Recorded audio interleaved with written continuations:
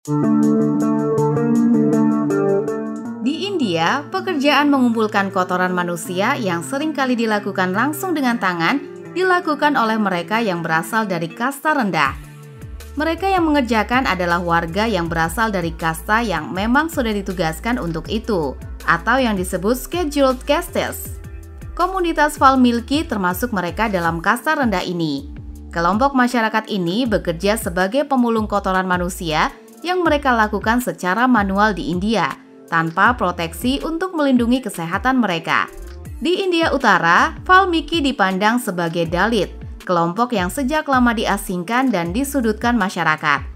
Pekerjaan ini memang sejak lama diperuntukkan secara resmi bagi kelompok yang dimarginalkan masyarakat ini.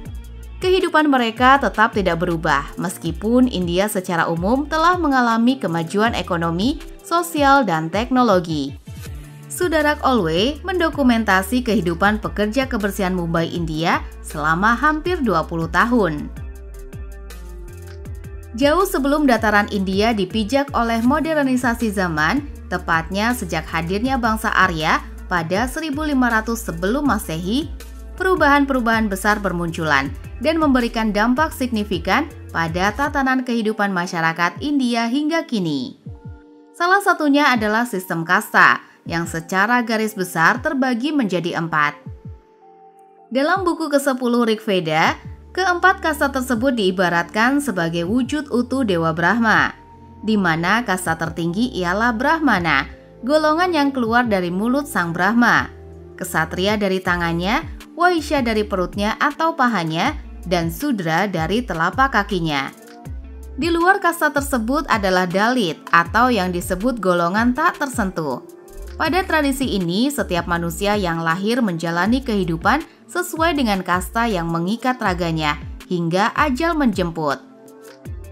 Mereka hanya dapat mencicipi nikmat dan kebebasan di dunia sesuai batasan kasta masing-masing. Golongan Dalit atau kasta terendah hanya mendapatkan sedikit dari nikmat yang telah disuguhkan oleh dunia, mulai dari pendidikan, pernikahan, tempat tinggal, hingga pekerjaan. Pemandangan yang sangat ironis saat kasta kalangan atas bernaung di dalam rumah mewah, berpakaian penuh gaya sesuai tren zaman, dan menikmati santapan hangat sesuai keinginan.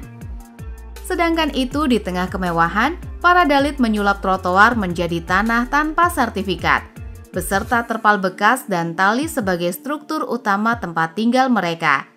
Baju lusuh dan kotor merupakan pakaian yang setiap harinya digunakan untuk melindungi tubuh mereka dari cuaca, dan seringkali berpuasa menjadi alternatif untuk menahan rasa lapar mereka. Tak terkecuali mulai dari balita hingga lanjut usia, golongan Dalit turut merasakan sejumlah penderitaan tersebut. Setiap harinya para Dalit dominan bertahan hidup dengan berpasrah pada rasa kasihan turis dan masyarakat setempat. Sebagian lainnya memutuskan untuk bekerja pada pekerjaan paling rendah yang telah ditetapkan untuk mereka, seperti petani miskin, buruh tak bertanah, pemulung sampah, dan pekerja kerajinan di jalan. Bahkan di India Utara, sebuah kelompok bernama Valmiki yang termasuk dalam golongan Dalit berprofesi sebagai pemulung kotoran manusia manual tanpa alat pelindung. Pekerjaan tidak manusiawi yang secara sadar diperuntukkan kepada mereka tanpa memikirkan dampak kesehatan yang akan terjadi di kemudian hari. Belum lagi stigma dan perlakuan negatif masyarakat kalangan kasta atas terhadap para Dalit yang tak jarang memakan korban jiwa. Sebelumnya, jalan panjang penuh penderitaan pernah mendorong mereka melakukan gerakan perlawanan hingga menimbulkan korban jiwa. Namun perlawanan tersebut tampaknya tidak memunculkan perubahan besar bagi golongan Dalit. Mereka tetap harus bertahan hidup di tengah eksploitasi, kekerasan, pelecehan, dan ketidakadilan hingga nafas terakhir mereka. Eksistensi golongan Dalit adalah satu bukti nyata masih kentalnya praktik stratifikasi sosial di dunia, terutama di bumi India.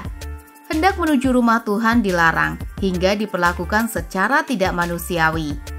Golongan Dalit adalah hamba Tuhan yang terpinggirkan.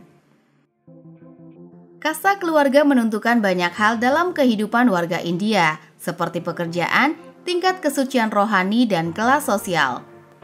Susunan kasta adalah Brahmana yang disandang para rohaniawan, Ksatria untuk orang pemerintahan, Waisya untuk para petani dan nelayan, serta Sudra disandang oleh golongan pelayan.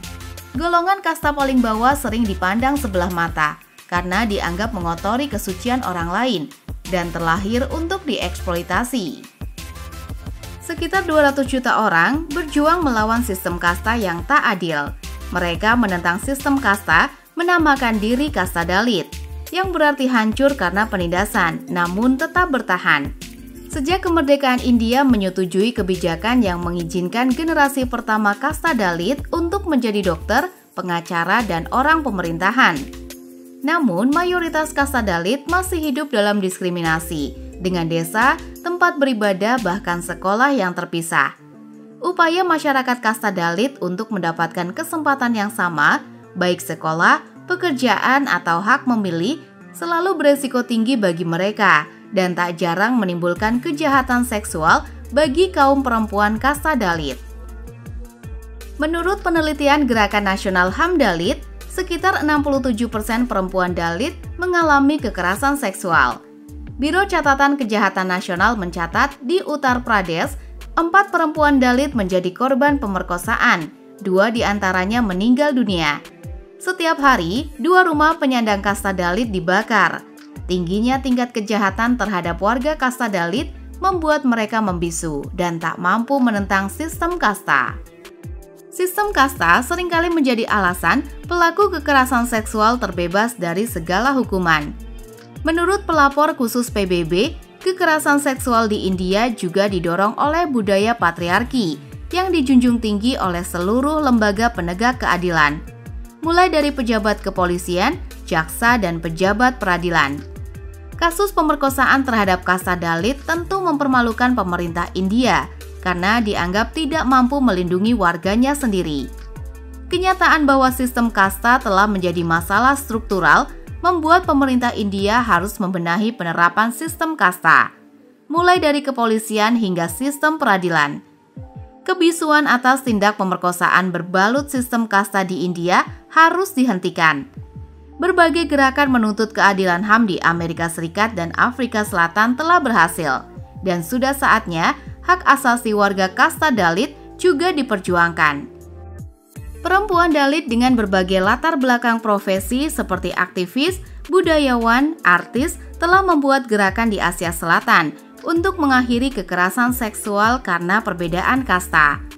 Gerakan ini bukan hanya memperjuangkan kebebasan perempuan di India, tetapi juga memperjuangkan hak asasi para korban pemerkosaan di seluruh dunia.